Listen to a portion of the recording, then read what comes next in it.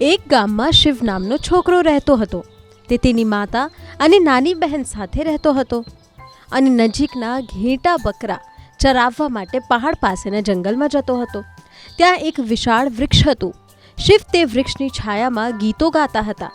તેમની પક્ષીઓ સાથે મિત્રતા થઈ ગઈ હતી. તેણે બધા ઘેટા બકરા પર નજર રાખી.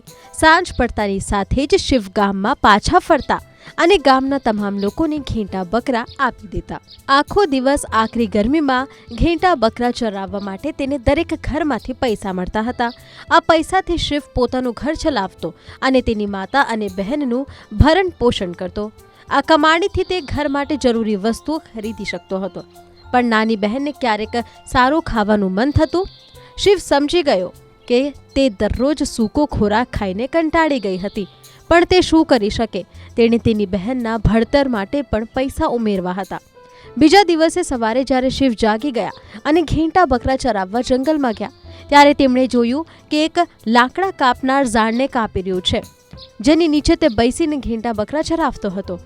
અને આ જોઈને તે ચિંતિત અને દુઃખી થઈ ગયો. પરંતુ તેણે એક યુક્તિ વાપરી. સાંભળો લક્કડખોર ભાઈ, તમે આ ઝાડ કેમ કાપી રહ્યા છો? કદાચ તમને ખબર નહીં હોય કે જે કોઈક આ ઝાડ કાપશે એમાં બેઠેલી ચુડેલ તેના પર બેસીને તેને તકલીફ આપશે. આ સાંભળીને લાકડા કાપનાર ડરી ગયો અને ભાગવા લાગ્યો. આ ભાગો ભાગો! લાકડા કાપનાર ભાગ્યો કે તરત જ પેલા ઝાડની આત્મા ત્યાં દેખાઈ અને તેણે ખુશ થઈને કહ્યું, તમે મારો જીવ બચાવ્યો છે, તેથી હું ખૂબ જ ખુશ છું અને તમને ભેટ તરીકે એક ઘંટડી આપું છું.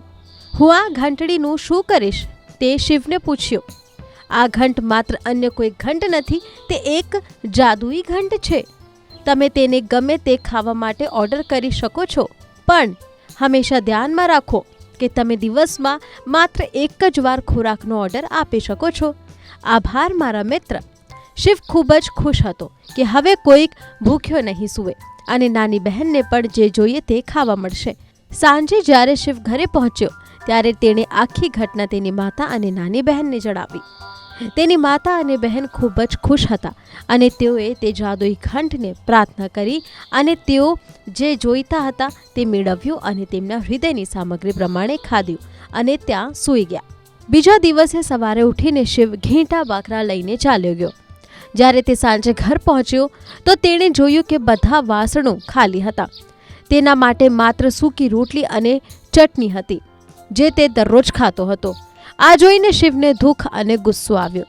તેણે કંઈ ખાધું નહીં અને બહાર નીકળી ગયા. બીજા દિવસે સવારે તે જાદુઈ ઘંટીને પોતાની સાથે લઈ ગયો.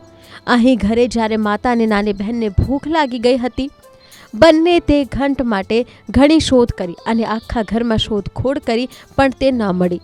તેઓ ખૂબ દુઃખી થઈ ગયા અને વિચાર્યું કે કદાચ ઘંટડી ખોવાઈ ગઈ છે અને હવે ના તો ઘંટ મળશે કે ના તો તેઓને ખાવાનું મળશે.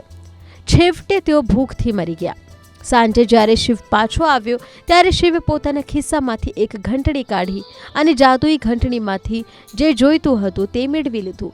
આ બધું જોઈને મા અને નાની બહેનને ખૂબ જ દુઃખ થયું.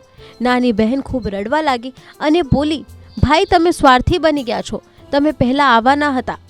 આ સાંભળીને શિવને ખૂબ જ દુઃખ થયું. તેને પણ પોતાની ભૂલનો અહેસાસ થયો, પરંતુ તેણે પોતાની લાગણી પર વ્યક્ત કરી. મેં મારી ઘંટડી પાસેથી ખાવાનું મંગાવ્યું, પણ તમે લોકો તે મારા માટે રાખવાનું ભૂલી ગયા. હું થાકી ગયો અને ભૂખ્યો મરી ગયો. હું બીજું શું કરી શકું? આનાથી મને દુઃખ થયું અને ગુસ્સો પણ આવ્યો. શિવની બહેનને પણ તેની ભૂલનો અહેસાસ થયો. એવું થયું અને પછી બધાએ વહેંચીને ભોજન લીધું. તો તમને આ વાર્તા કેવી લાગી? અને અમને પણ તેમાંથી એક બોધપાઠ મળ્યો. તે પાઠ હંમેશા યાદ રાખો. આમાંથી આપણે શીખીએ છીએ કે આપણે સ્વાર્થી ના વિચારવું જોઈએ, બીજાની જરૂરિયાતને પણ ધ્યાન રાખવું જોઈએ.